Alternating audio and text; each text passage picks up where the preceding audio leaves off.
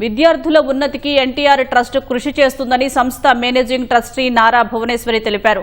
హైదరాబాద్ హిమాయత్ నగర్లోని గండిపేట ఎన్టీఆర్ విద్యా సంస్థల ప్రాంగణంలో ఎన్టీఆర్ స్పోర్ట్స్ కల్చరల్ ఫెస్ట్ 2025 లోకధార పోటీలను భువనేశ్వరి ప్రారంభించారు. రంగారెడ్డి జిల్లాలోని 50 పాఠశాలలు, 15 జూనియర్, డిగ్రీ కళాశాలలకు చెందిన 2800 మంది విద్యార్థులు పోటీల్లో పాల్గొన్నారని వివరించారు.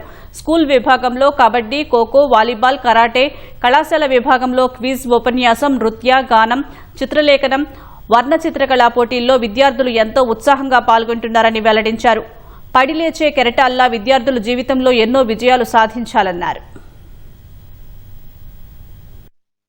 ఎన్టీఆర్ స్కూలు ఉమెన్స్ కాలేజ్లో స్పోర్ట్స్ ఫెస్టివ్ 2025 ఇవాళ ఇనాగ్రేట్ చేశాం.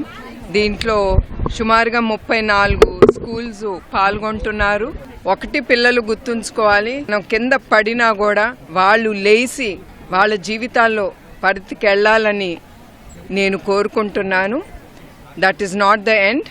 You fall, you get up and you run, and that is the strength. అదే మీకు బలం మీ జీవితంలో ముందుకెళ్ళటానికి.